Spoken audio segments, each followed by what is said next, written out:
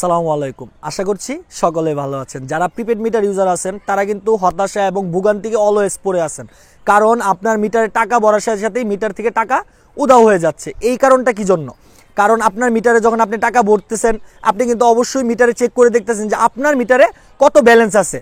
আমরা সাধারণত এই ভুলটা করে থাকি, মিটার রিচার্জ করার পরে আমরা একবারও চেক করি না যে আমাদের মিটারে কত টাকা ব্যালেন্স আছে বা কত টাকা কেটে নিচ্ছে, যে মিটারে টাকা ভরার সাথে সাথে মিটারতে কিন্তু টাকা চলে যাচ্ছে। এটা কিভাবে সমাধান করবেন?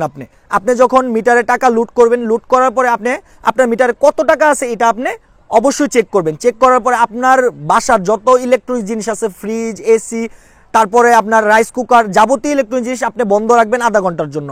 আধা ঘন্টা পরে গিয়ে আপনার মিটারে চেক করে দেখবেন আপনার মিটারে কি আগে যে ব্যালেন্সটা দেখছিলেন ওই ব্যালেন্সটাই আছে না মিটারে টাকা কেটে নিচ্ছে। যদি টাকা কেটে নেয় সেই ক্ষেত্রে কিন্তু আপনার বিদ্যুৎ অফিসে গিয়ে আপনার মিটারটা নিয়ে যেতে হবে এবং ওইখান থেকে তারা এটা সমাধান করে দিবে। আর যদি সমাধান না হয় সেই ক্ষেত্রে কিন্তু আপনার মিটারটা চেঞ্জ করতে হবে। আবার অনেক সময় দেখা যায় যে আমাদের মিটার ইউনিটের কারণে কিন্তু আমাদের বিলটা বেশি আসে। আমরা অনেকে বুঝি না যে সাধারণত 75 ইউনিট যদি আপনি ব্যবহার করেন তাহলে কিন্তু আপনাকে 4 টাকা ইউনিট দিতে হবে বাসাবাড়ির জন্য। আর যদি আপনি 150 ইউনিট, 200 ইউনিট, 300 ইউনিট, আপনি যদি 300 ইউনিটের বেশি ব্যবহার করেন সেই ক্ষেত্রে কিন্তু আপনাকে বাণিজ্যিক হিসাবে আপনার 12 টাকাও কাটতে পারে আপনার মিটার থেকে।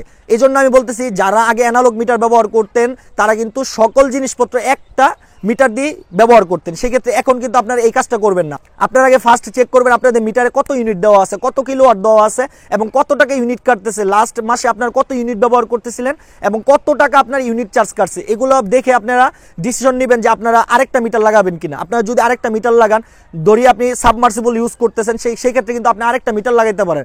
আপনার মিটারের ইউনিট যত কম থাকবে আপনার বিল কিন্তু তত কম আসবে। ধরেন আপনি প্রত্যেক মাসে 200 ইউনিট ব্যবহার করতেছেন, এখন 200 ইউনিট যদি কিন্তু আপনার 8 টাকা ইউনিট কাটা নিতেছে, আপনার 1600 টাকা আসতেছে।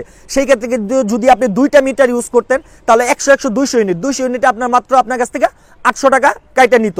তো এই জন্য আমি বলতেছি ভাই, আপনারা যারা অতিরিক্ত জিনিস ব্যবহার করেন ইলেকট্রনিক, সেক্ষেত্রে কিন্তু আপনারা পার্ট বাই পার্ট আপনার মিটারটা ইউজ করলে কিন্তু আপনাদের ইউনিট খরচ কমবে এবং আপনাদের কিন্তু সাশ্রয় হবে। আপনাদের মিটার সংক্রান্ত যদি কোনো কিছু জানার থাকে তাহলে অবশ্যই কমেন্ট করে জানাবেন, আমি সব প্রশ্নের উত্তর দেওয়ার চেষ্টা। যদি ভিডিওটি দেখে আপনাদের উপকারে আসে অবশ্যই আমার চ্যানেলটি সাবস্ক্রাইব করবেন এবং ভিডিওটি যদি ফেসবুক পেজ থেকে দেখে থাকেন তাহলে অবশ্যই পেজটিকে ফলো দিয়ে রাখবেন। আল্লাহ হাফেজ।